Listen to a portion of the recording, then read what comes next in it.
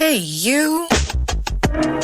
Welcome to the What Reading Book Podcast, the no boring zone where we get you all excited about books that are worth reading.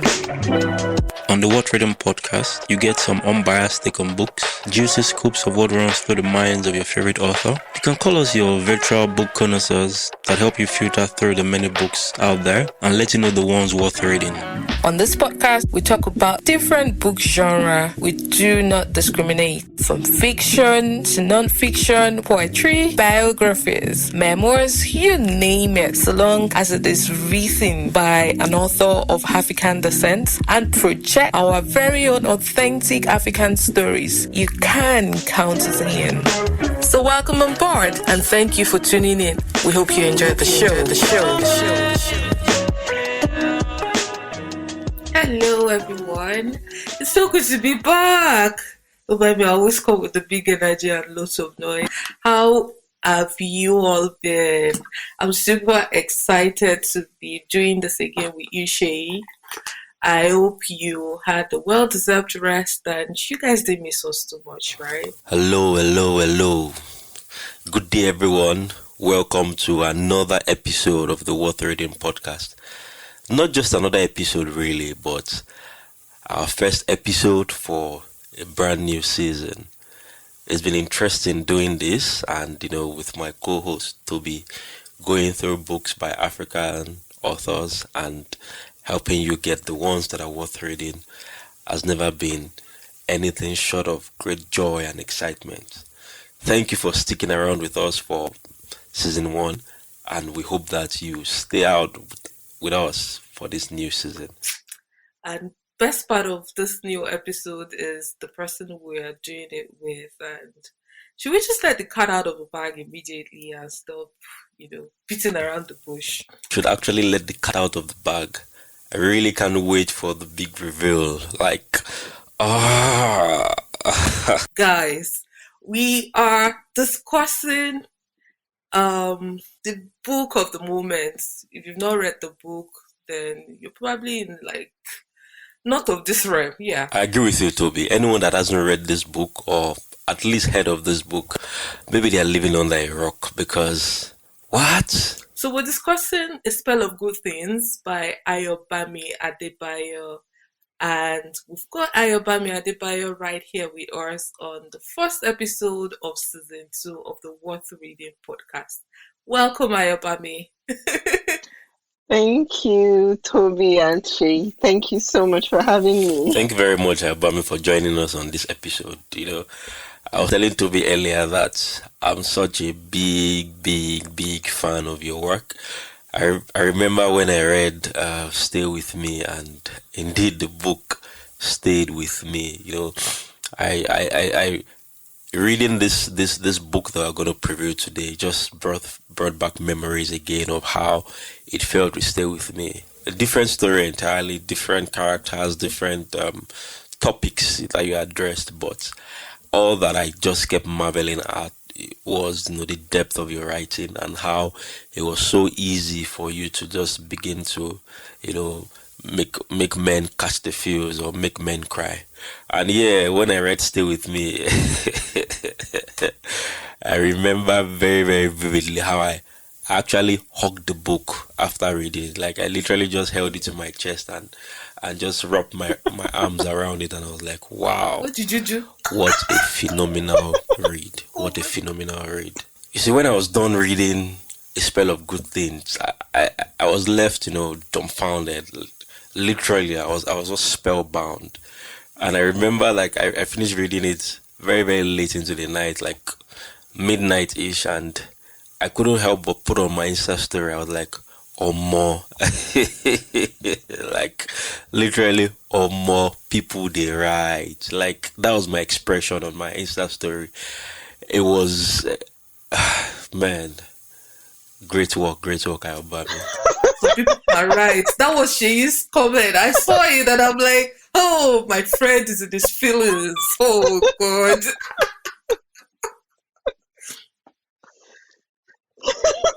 Your Omo was Omoing, right? Like how people like to say. Oh, wow. Is there a better compliment than that in contemporary Nigeria? I'm not sure Oh, we're there glad. is. Thank you. Yeah. What I find very intriguing about the book is how it sort of captures the reality of elections in Nigeria. And when you look at the timing of the release, it's very, very interesting. It's almost as though one can sit by the window of their house and read it and look outside and see the same things literally happening again. Talk about electoral violence, talk about the mob culture that comes with elections, and the typical behavior of the politician, how they sort of exploit available youths, deny them of certain privileges, and begin to give them, hand things to them, food, periodic clothes, and things like that, using that as a weapon to continue to have them at their disposal. So reading that, and especially reading it around the election period, it really just was a sad sight. And I would like to know, did you experience such electoral issues? Did you get to see this beforehand, or you decided that it was a story you really wanted to touch on for whatever reason? Because I must say, this book came out at quite a timely period, and it's indeed an interesting reader. It's indeed a very, very Yeah. interesting reader. Ayobami is such a prophetess. It was such great foreshadowing, or maybe it was Hmm. just kismet that, it all panned out that way. So, yeah, we'd love to hear from you. Yes. I mean, in relation to the election in particular, um, I it wasn't deliberate that it would come out in 2023. Um, I started writing the book itself 2013. I signed the first contract for it in at the beginning of 2019. So in 2019, I signed the contract. I think the announcement was done in 2021 because I tend to hold on to things for as long as I possibly can.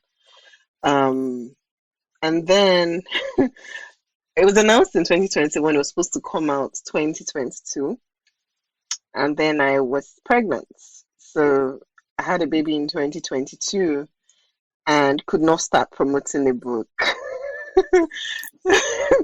So that's why it then ended up coming out in 2023 February. And by the time the date was set and I saw the elections were coming up around that time, I thought, okay, I didn't plan this, but the timing the timing seems to align for this book. Um, I mean, I wasn't expecting. I mean, my hope was that things like the book would.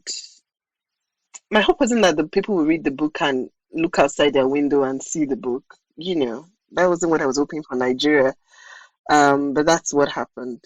I was more hoping that it was, you read it and you feel, oh yeah, things used to be this bad, and now we have, moved on from this kind of politicking, but hasn't happened yet, has it? Unfortunately. Yeah, for anyone reading the book, one thing they would not miss is that thought of what a coincidence. Like, I just read about this, and then this is what happened in reality. Looking at all that happened in Lagos, how a lot of people were disenfranchised by thugs under the guise of ethnic coloration. It was a sad sight to behold, and it's something that we pray, or we must work to ensure never rears its head in our politics again. It was so divisive, and it was painful and very sad. So reading this book, it is almost as though this is reality in text, reality in print. Yeah, Look at that. it was a neat coincidence, I think. From the electoral talks and the things that the book tried to mirror with regards elections in Nigeria. One other thing that you skillfully addressed in the book is domestic violence, especially violence between partners. And in the book, we saw how Wuraola, being in a relationship with Kunle, went through all sort of tortures, starting from psychological until we realized that there was also physical elements to that torture. And it brings to mind what a lot of people have written about domestic violence. But I think that the story as you've written it is slightly different, because one picture that we've all gotten used to is seeing domestic violence more from a more powerful person versus a less powerful person, a richer person versus someone that is perhaps not as well off. And so, especially in relationships, so it's easier to say, oh, the lady was a gold digger, or she saw the red flags, the guy had always been abusive, but she really, she really needed to be with that man or be with that family because of what she was looking out for. But in this case, we see a Wuraola accomplished in her own right, and because of the questions of what family would say about breaking up at that age, that then became a means for fiance to exploit, and then that became an issue. So yeah, I would like to know if you've really had, close person go through such, similar situation, because the way you wrote it, it really kind of hit home.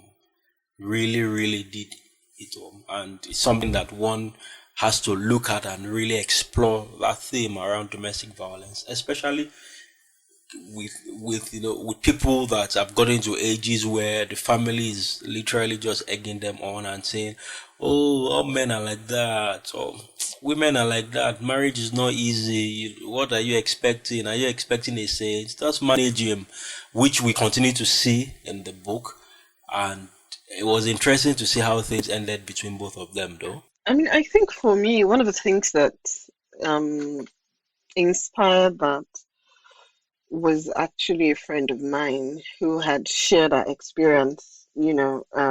Mercifully, she walked out of the relationship, but she had shared some of what had happened to her in this intimate relationship that she had been in. And two things that I sort of took away from it. The first thing was, I know my friend, she's a very assertive person. She's well educated, she's accomplished, and I just couldn't, square it. Like, why, one, not only were you in this situation, but why was it something that continued for as long as it did? So I kept thinking about that, it was sort of at the back of my mind, and I was trying to process it. And then a few years later, I knew someone else who was in a similar situation, and this was someone that I was interacting with, I think at least every day, if not every other day, because we're sort of in proximity to each other. And when I got to know what she had been passing through, I was quite shocked, in that I hadn't been able to decipher it. For a moment, there had been a moment where, I was talking to her and she sort of had a bruise on her face. And I said to her, oh, what is this? And, she kept explaining what it was, and she spent like 20 minutes. That was the only moment that I felt something was off. What? But I didn't even think that it was a violent situation. And I remember just going away from that conversation. It really stuck out in my mind. Like, why do you need to spend 20 minutes explaining this? I just thought maybe you had a pimple or something that hasn't quite cleared out. And then I think maybe a couple of months later, things sort of bubbled over in that relationship, and it became something that I was aware of. And mercifully, she also left that situation. And so I started thinking of two things. First is how people can be in that intimate relationship and it sort of takes a turn and they don't necessarily either admit it to themselves that it's taking what is a permanent turn or that they keep justifying it to themselves. That first of all, it's just a mistake. And the second thing was I was thinking about how, all the ways it's possible to be in proximity to someone and not really know what is going on in their life. Mm, All the things that remain invisible that maybe sometimes we're blind to it, or well, whether it's willful blindness or just you just don't notice that much.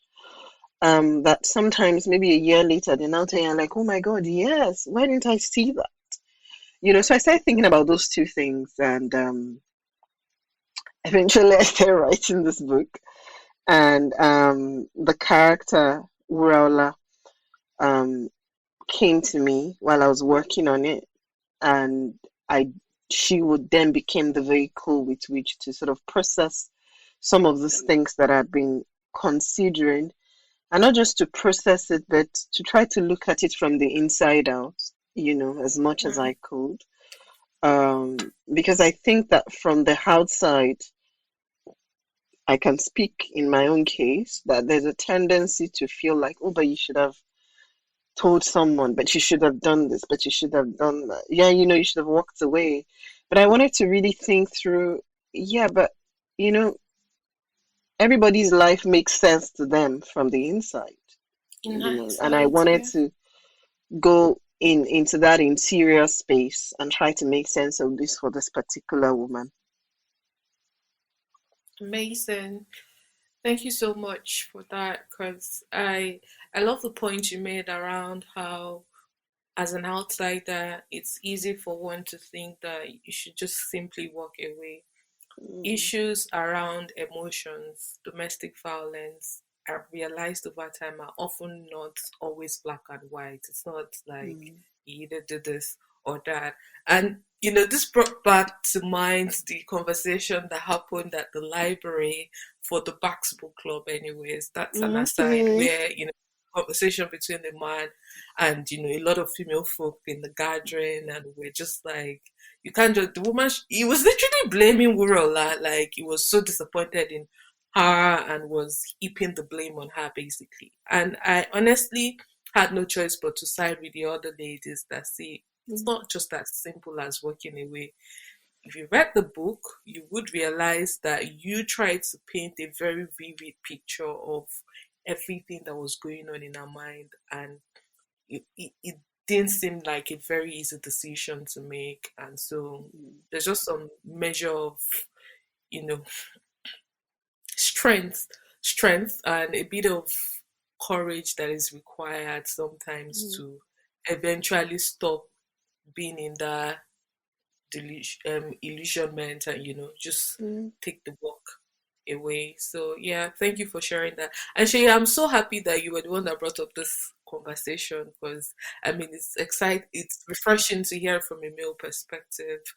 And I feel that if we're going to win this fight or battle against these ills and issues around domestic violence, we need allies, we need men to speak up, to actually mm, hear their view and actually speak up against other men that just are twisted in the head, And there are So really so many people going through all sorts of emotional and psychological trauma, and they just silently calling out for help, but their voices are never heard. The silence is in the scars on their face, their silence is in the scars on their hearts.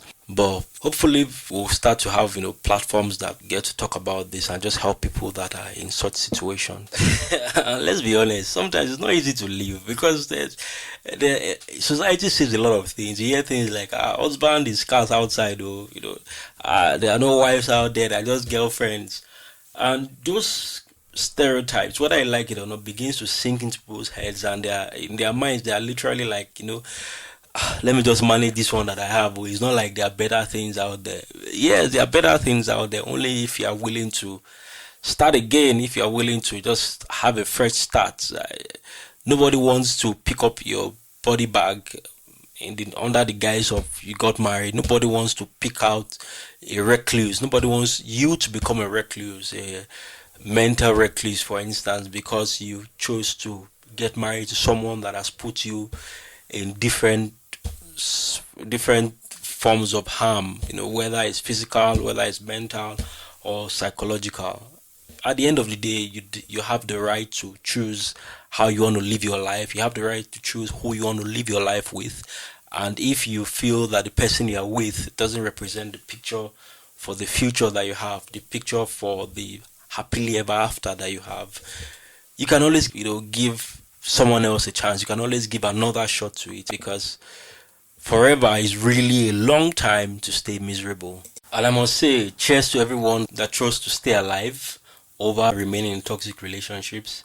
Cheers to everyone that found the will to leave, because that's not an easy will to find. Yeah, just to more people choosing to stay alive, you know. Yeah. Because in many instances that's what sometimes it unfortunately comes down to. That you're dealing with a person who really does not value the life of the other person, Mm. as an individual, that whatever value they claim to accord to the person is always in relation to how that person serves their own desires, how that person serves their own purpose, how that person makes them look to other people. Um, so yeah, cheers to that.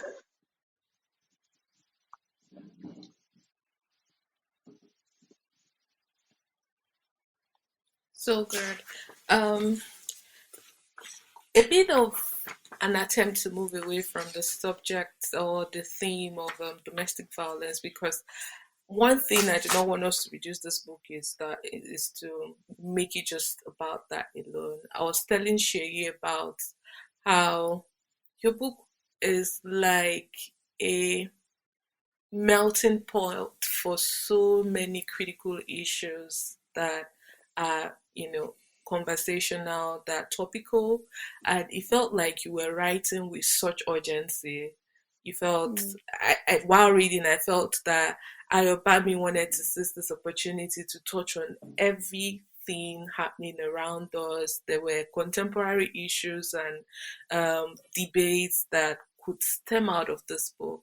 And mm, I'm just curious to know if at the point of, putting this together, you had maybe like a map and had different subject matters that you had written, like, okay, so I know, or was it just like, I love how writers are always talking about the characters just came to them, or the character was what just consumed you, and you began to just flow from that mm, angle, or it just happened that, okay, while mm, developing this character, I began to touch on some of these topical issues. mm, mm.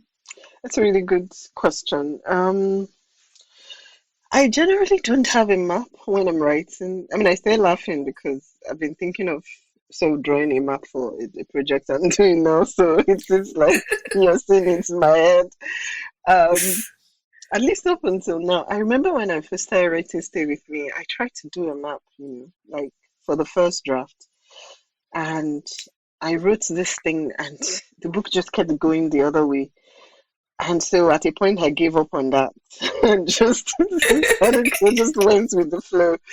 Um, I'm trying again because I think I'm someone that doesn't give up easily on things. So I'm trying the map idea again. I'll let you guys know maybe in a few years if it works out. But with with this book though, I didn't have a map.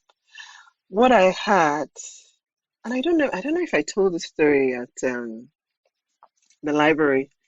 I've done so many events that I'm mixing up the things I said in places. But let me tell you how A Spell of Good Things started.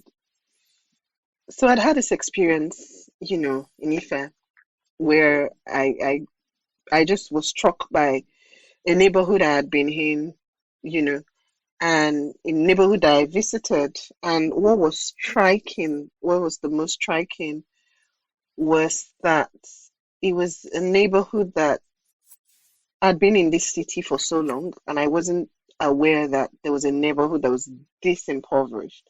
Of course, I was aware that there were class divides and people lived on different levels and those divides, but this was like Yeah. something I'd never seen in that city before. So I kept thinking about it, like, and when I think about things like that, it tends to end up in fiction somehow. So I wrote a short story, which was about a Okay. family that was living in the university staff quarters and the people that were cleaning their house. It was just that was what the short story was about and how their lives Mhm. intersect. And then I came to the UK for my master's and I was working on another novel. I had about 10,000 words of this novel. I was supposed to submit, for workshop. And I stayed up all Yeah. night. I was editing it. And then I walked into the library to print and dropped my computer and everything disappeared. And this was my first day on the course. Oh my goodness! Wait. It was not funny. It was not funny at all. Because my name starts with A, I was one of the first people to submit. I was submitting on the very first day that I was meeting my lecturers. And the thing I was going to submit was gone. That was the novel I was going to work on during the program. And so there was this short story that I had written that I had not sent anywhere. And it was what used to be the first chapter of A Spell of Good Things. So you had Eniola, and he had Yeah. gone to a school had gone to debate Motara's school. This was the setup. And at the end of the debate, he and Motara have a conversation. So it's this experience of this boy going to the school that has all the things his own school doesn't. And he's looking at all these other children and really thinking Mm. through, essentially the accident of birth, and then he gets into a conversation with one of these privileged children. Yeah. And I thought it was a short story, but it was the only thing I had on my computer that wasn't published. So I printed it and submitted it. Mm. And when we got to workshop, so I then had to come to the UK to do my master's, and there was a novel that I wanted to work on during the MA program. I'd finished a few drafts of Stay With Me, so I sort of had that too on the side. But for the program, there was a particular idea that I had that I wanted to work on. And I started working on it in Nigeria. And when I arrived, I continued working on it. I very foolishly did not back it up for some reason. And the night before I was supposed to submit, I stayed up editing everything so that I would submit. It was the first day of meeting with with the cohort and the tutor for my own section. And I went to the library to print and dropped my computer and the file disappeared. The computer was, first of all, stopped working. I had to repair it, but I didn't have the file again. So I just had to go into my email. So one, I didn't have my access to my computer again. So I had to go into my email and there was this short story that I had written, which I thought was just a short story really. And it was about Eniola. And it was about this boy who his school had gone, and this was, for the first draft of the book, this was the first chapter. His school had gone to have a debate with in Motara school. And so the experience was him going to this school, like Motara school was doing like an anniversary and they were calling public schools to come and have debates. So his experience was going into this school that had all the things that his own school did not, encountering really children who were way more privileged than he was. And at the end of that story, he has a conversation with Motara. They have a conversation and the story sort of ends there. And so that was the only thing I had. So I printed it out and I submitted it. And by the time I submitted it, I went back to it again and started having other ideas around it. So I just kept writing the next chapter and the next chapter and the next chapter throughout the program. And then after that, of course, I had to sit with it for quite a number of years and edit, So to answer Toby's actual question, which was, did I have a map and all the themes that I wanted to write about? No, I didn't. I had a general idea. And the main idea that I had going in was to really think through what it means for two families to inhabit the same city, the same geographical location, and have such vastly different experiences of that same place, And then by the time I started writing, of course, all kinds of things start coming into it. In terms of each character's arc, then brings in something new. And then I think about it, does it fit into this book? And then I find that it fits, or if it doesn't, I just throw it out. One question I've always wanted to ask is, at what point did you feel like you had earned the title writer? Because I remember growing up, I used to write. Well, I thought I used to write because I think my first comprehension was when I was very, very, very little, primary school, and I'd written that when I woke up in the morning, the first thing I did was to take care of the chickens and the dogs. And the truth is, we didn't even have any of that at the time. We never reared chickens at home, but I just learned to express my imagination. And my dad, for whatever reason, he encouraged me because he said, "Oh, wow, my imagination is beginning to go places." And I think that was when I started to write. But well, I've never really thought to end that title writer, because I've not that I've gone through a couple of articles here and there and things like that. But for you, what would you say were your influences, and at what point did you think it started to stick in your mind or in your head that, oh, I think I'm a writer. I think I'm a damn good writer. Um, Interesting. mm, I stand a very wonderful father. Still encouraging you. I've been nonsense. Okay, continue.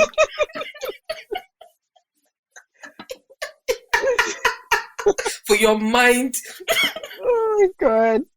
So you were quite imaginative. When did I feel that I earned that title? That's a good question. Um, I mean, I've been writing since, I think I started writing consistently when I was 9. And I can say 9 because I was in GSS 1.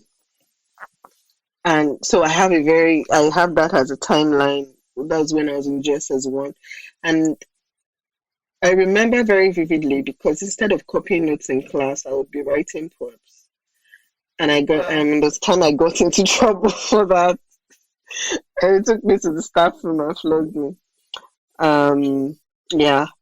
So I can remember, I was doing that virtually every day from the time I was 9. I think part of it was, at that time, I was a very quiet kid. So many of the things I wanted to say, I would remember, that thing, that there's that Yoruba expression where they say, I don't know, I can't immediately translate it.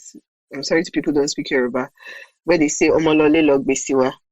So it's like you enter into a conversation and the idea is you are so quick-witted that you can immediately answer everything back. You don't go home for them to tell you what you go back and say. Well, I was that kid who had to go home to know what to say.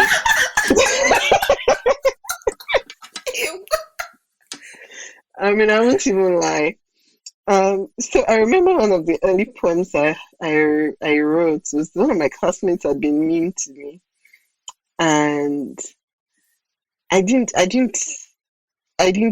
have it in me to reply immediately, and so I'd gone home, and then when I got home, I thought of what I should say, and then I wrote it as a poem. I didn't even say it to her. I just wrote it as a poem. The biggest comeback. You should hear people like that. I just wrote it as a poem. I think yeah. So that sort of is where I can remember like I was consistently like putting down things that were bothering me that I mean, for whatever reason, could not talk about. Um, and then when did let me answer the actual question now. When did I feel that I honed that title? I think it was when I finished Stay With Me. When I finished a novel. I see. No, to try. No, I can't even lie because I in that book, it took quite a while for me to figure out the structure. And in fact, part of why I started working on other novels was because I thought this book, I don't think I can finish it. It might not be the first book I publish. Let me just be doing it on the side and start working on the subsequent ones. So when I finally finished it, and I remember where I was when I knew I had finished it. It's the structure of that book is so precise that if you move one chapter to another place, everything falls apart. It's when I got to that point, so I'd been figuring out the structure, moving the chapters. When I got to the point where like, okay, let me move this, and I realized everything is exactly where it should be.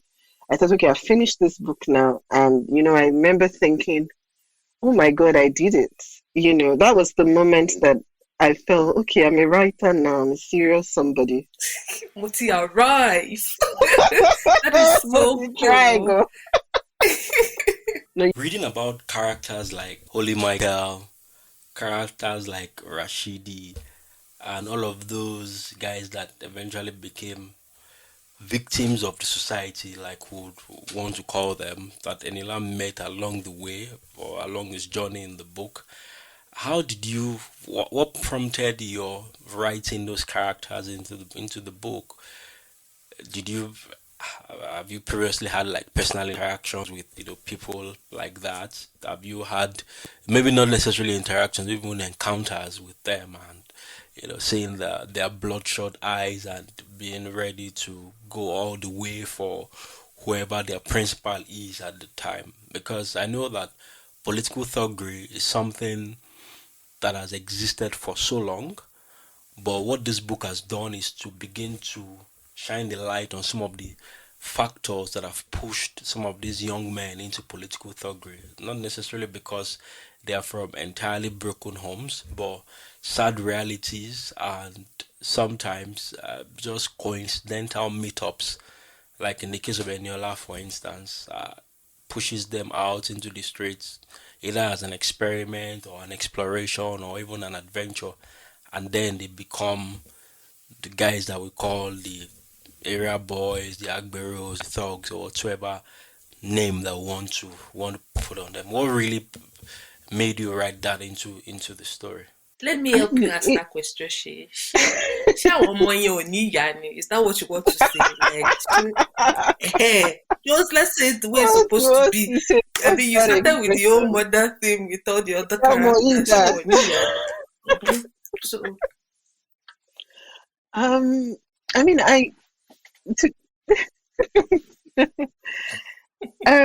thinking about those characters specifically, Samu and Rashidi.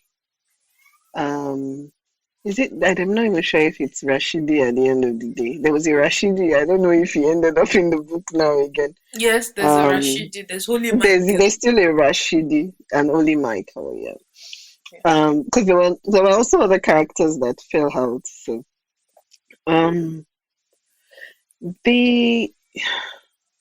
the impetus for writing that, I think, was first of all in your last story. That was the person that I was most interested in. That how does he end up in this kind of space? How does he become this kind of person? And then, of course, I had to think about the young men who would sort of draw him into that. And I haven't had what you call an intimate encounter. But I have had encounters, and I think that in most Nigerian cities, it's very unlikely that she would live the way I lived, and this time I was working in Malaysia and not encounter people like that. are different in different, whether you're in the market or you are boarding a bus, and and there's just this young man that's talking to you. And I think I'm very curious about the inner lives of people. And quite often I'm curious about the inner lives of people that their experiences are very removed from mine. And so, in thinking about Eniola and also trying to imagine how his life becomes intertwined with the life of the politician Honorable, I also began to think about this young man. And like you said, a part of it are some of the stories that you hear, and even like a bit of the political history of Nigeria, because it's sort of on record, quote and unquote, that there was a politician, I won't name names right now, in Ibadan. And I think that's when I really started thinking about this character whose house, the way they used to describe it was there was Yes. always water for Amala on Yes, Amala the fire. politics. Yeah. And that was sort of knowledge, sort of known that people could always go to this person's house in Ibadan Strongman. That you could also always go to this person's house and have a meal, you know. And I mean, when I heard that story, I'm right. I'm always picking up stories from all kinds of places. When I heard that story, I kept thinking about it, that this is a way that this person is exercising power. This is a way that this person is holding on to power. And if you're in a particular class in society, and I count myself among those people, it might seem like, why are people selling their destinies for a plate of food? But if you're in a different class in society, that decision is more complicated than that for them, for many people. That for people who that is the only place that they can count on for getting a plate of food, their interaction with it is different. It doesn't even mean that their understanding of it is necessarily different, because people are not stupid. It doesn't mean that they don't understand what the person is gaining, but the reality of their lives, it makes the decision of whether to go for it or not to go for it way more complex than someone like me who can afford to say, I don't feel like eating amala today, this is what I want to eat. And so that anecdote, sort of was with me for a while. And in different ways, just observing politics in Nigeria, primarily in the Southwest, I'd seen other replications of that kind of model. Just So last much Christmas, infrastructure. yes, just last Christmas, I was passing by somewhere, and someone was telling, there was someone distributing rice. This was December rice.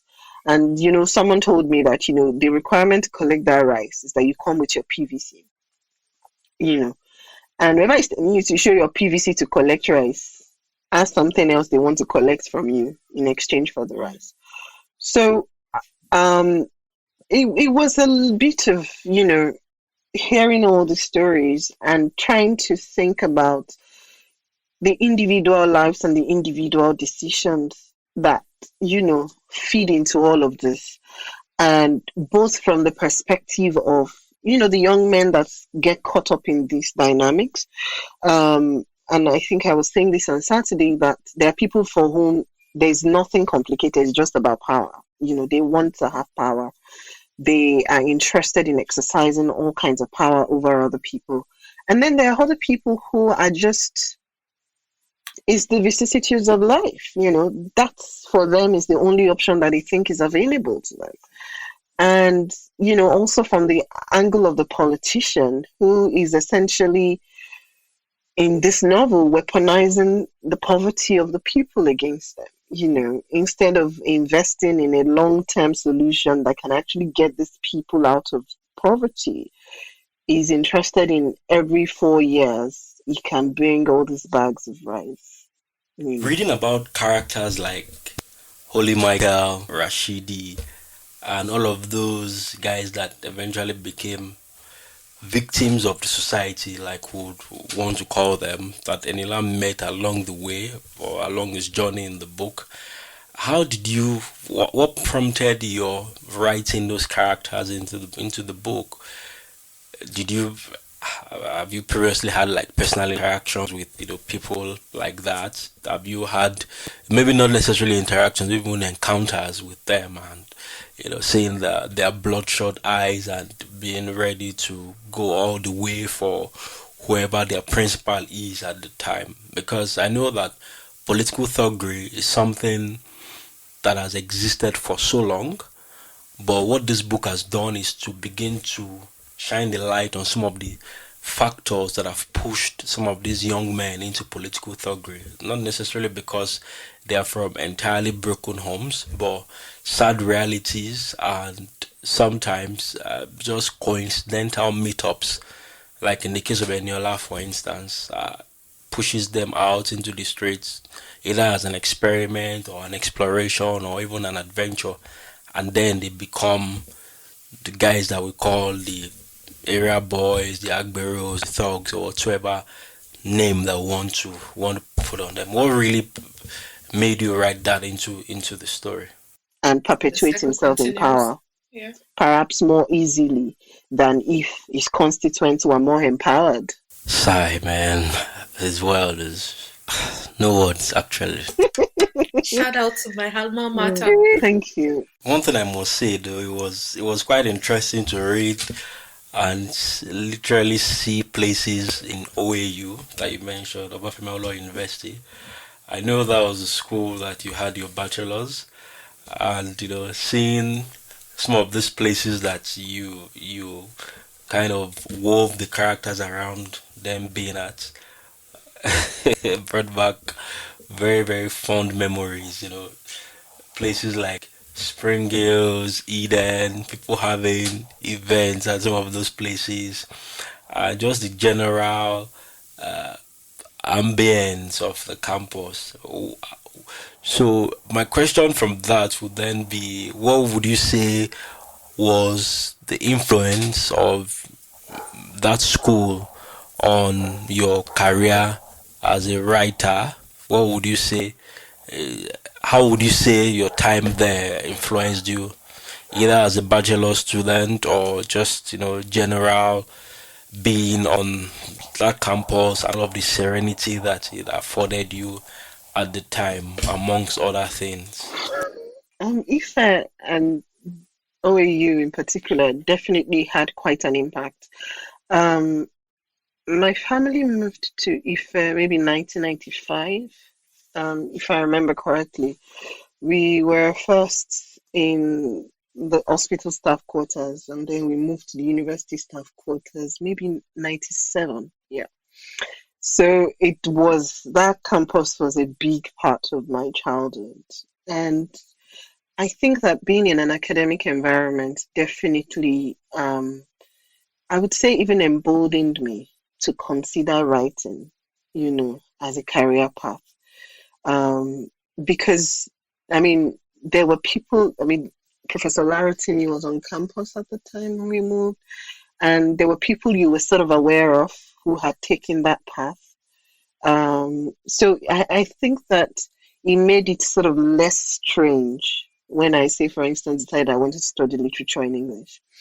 The other thing was that there was the university library, which I had access to through my mom, who was a member of staff. So before I even became a student, I would give her like a list of books that I was interested in, and she would bring them. Most of them were the African Writers series, and generally just novels by African writers that were not necessarily on the shelf in many bookshops at that time. So when I was 14, 15, and she would bring those books and I would read them. When I was in senior secondary school, our next door neighbor was a lecturer in the Department of English. He's a professor of literature now. And I remember he would give me books, So I had, I think he had quite a significant influence. the university, being in that environment, even before I became a student. And then being a student of literature in Ife, I think one of the vital things it did for me and was to introduce me to a lot of African fiction that I was not aware of or would not have been aware of if I hadn't done that program. So, for instance, the first time I read Sitin Dangaremba was in my third year of university when we read Nervous Conditions for the African fiction module. And I'd never heard of her. I'd never seen her books on the shelf. I can't think of how I would have started engaging with her work without that encounter. And there were other things like that, and to just have a considered appreciation for me in particular. And then I did an MA in Ife too, in literature, to have a considered appreciation of the literary legacy that I think that I like to think I'm writing myself into a part of, just the heart of what is available and the work that has been done, particularly across the continent, because quite a number of those books are not in what's the word now? Are not in the contemporary imagination in a particular kind of way. One of my favorite novels ever is a book called Ambiguous Adventures by Hamidu Khan. Recommended again while I was a student in Ife. And it's a book that, it's somewhere here. It's a book that I revisit often in terms of the thinking that Hamidu Khan had around the post-colonial condition in a very particular kind of way that was very philosophical. And so all those things for me undergird and inspire my writing, and particularly with this book, I wanted to, with the epigraphs, draw a line from it to some of these writers.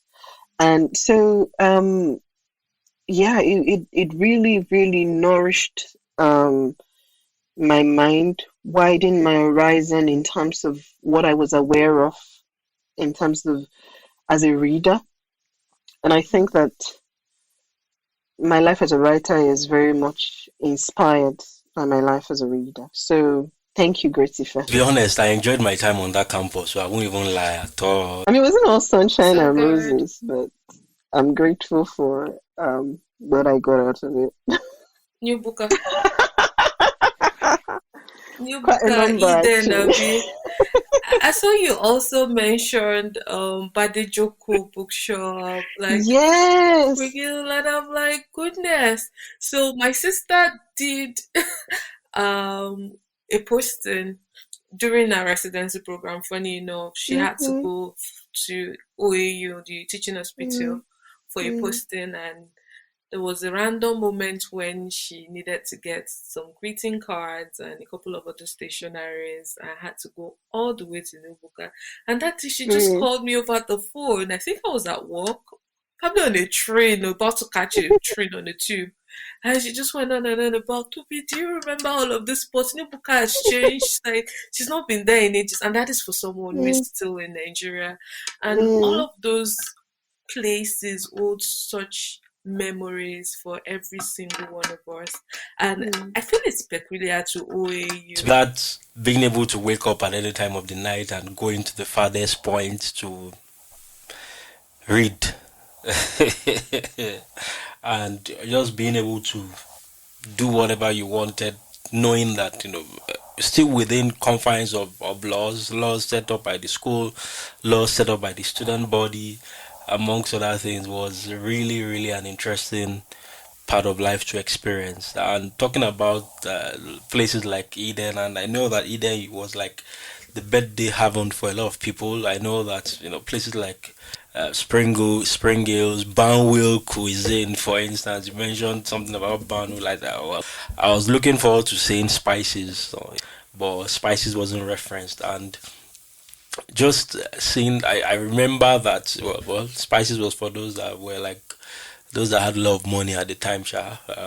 For some people it was A1 to A3, then for some others it was, well, I can't remember what the remaining numberings are, but I kind of know the places I like to go, on those corridors. Oh, and shout out to the Akintola, the sports hall market that got burnt. I also saw the reference I had to it. There are a couple of other, markets on campus. I recall sports. Yeah, there was Science Minima. There was Old Booker, which was later relocated, amongst other places. So yeah, OAU. Well, shout out to Grady Fair again in the spell of good things. Yeah, I don't know if it's applicable to people in other universities too, but Yes. it's yeah. Ours is richer. It's applicable to other campuses too, not just OAU. I beg you. Don't let them come for you. But yeah, I know that to each one is story. So while you finish from Ife, you can talk fondly about Ife. Others can also talk about the schools they finished from. I think it's more immersive. This is why they beef us. Mi ò rán yín, mo ò rán wọn. Sorry. Me, I don't know about that too. I don't know about that too. It's always a shock, in it. No, I remember the first time I went to a particular school in Ibadan. I won't mention names, and we'd gone for a debate. And I remember it was my first time, driving into university, and we drove, and we're at the faculty, and I was like, is that it? Is that it? Right? That's all. And that's all. And then we're in the faculty, and we're looking at the hostel, like 4 minutes walk. I was like, oh, wow. Okay, Oh my goodness. I wait, mean, I'm enjoying yeah. this so much. So let's begin to wrap up. Maybe I should go with my own final question, and that is, it's a question and a plea. I hope we don't have to wait too long before we read something new from you again. Yeah, a new book in the works, or it's too early to ask? Huh. That's a good question. It's also a question that I'm always I'm not sure how to answer it because I'm generally always working on something. Um, so the question is how long it will take, and that's I don't know. So I don't think it will be as long as a spell of good things took, because right now I think it's a much shorter book. But what can I say? Yeah, I'm working on a novel, but I think that's what I can say. So we can say we're expecting new work from Ayobami, right? Yeah, you guys heard it here first. Ayobami is working on a new project, so can't wait to see how that turns out. Fair I'm working on enough. a Well, novel, yeah. I know for sure what we can what we can be certain of is that it would definitely be worth the wait. So yeah, I'll make I hope do. it is. I hope it is. Cling on to this for as long as I can. I won't stop talking about it.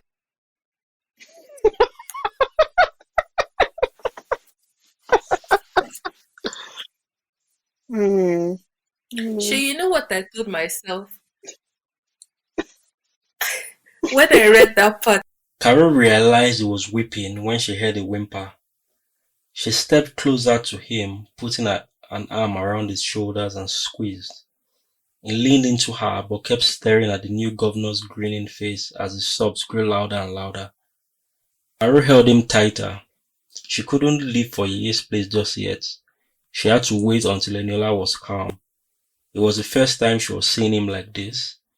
She wiped his damp face with her sleeve. He'd been a muted version of himself over the past year, but not once had he broken down while he was in her shop. Eniola paused to draw a breath, and Carol heard rain hammering down her roofs in the distance. Elsewhere, a storm had been unleashed and and its clouds were already darkening her front yard.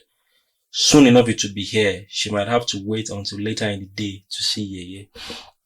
Well, when I read this part, I started to ask myself, are we going to get a sequel? Because I just cannot imagine, Eniola in the life of himself, living with that pain and regret of what he did and how that cost him the life of his sister, and how that cost his family a major source of joy. Really, that part of the novel that's the last paragraph, but it was really, really. I'm lost for words right now, but so yes, are we expecting a sequel to this book, or that's all there is to Aneniola? That was like Ayobami pulled the kainene on us, and honestly, I felt that was such a superb technique or a superb way to have ended the book, because very few writers do that so well.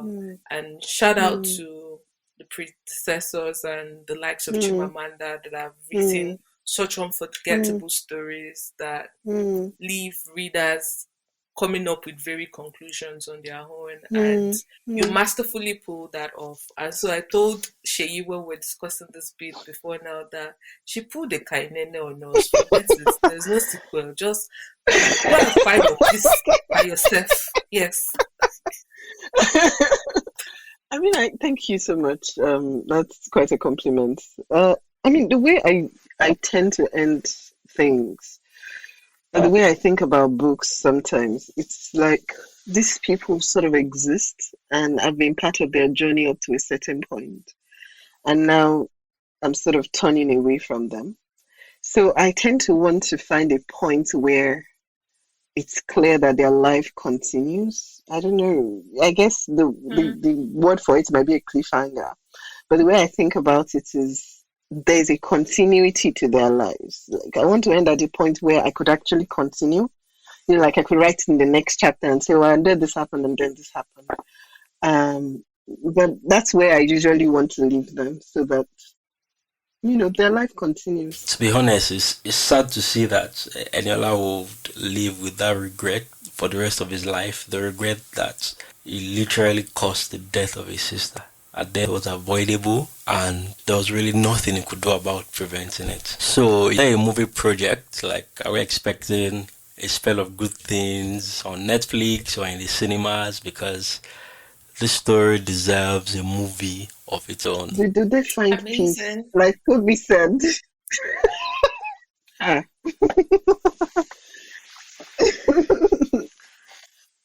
mean, we stay with.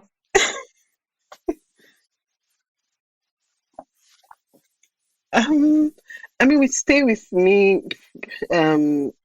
more sooner than later. That's sort of definite. Now, I've been doing some work on that in the past few years. Probably before the end of the year, I'll be able to share the news. Yes. You heard it here. It's very exciting, actually. It's a very exciting project. I think it's a very exciting project. I've been working with other Nigerian artists in music, in film, and we'll see. A spell of good things. I'm not. It might happen, but that's not where my head is right now. My head is still sort of for the film projects and stuff. You heard it here first on the Word Reading Podcast.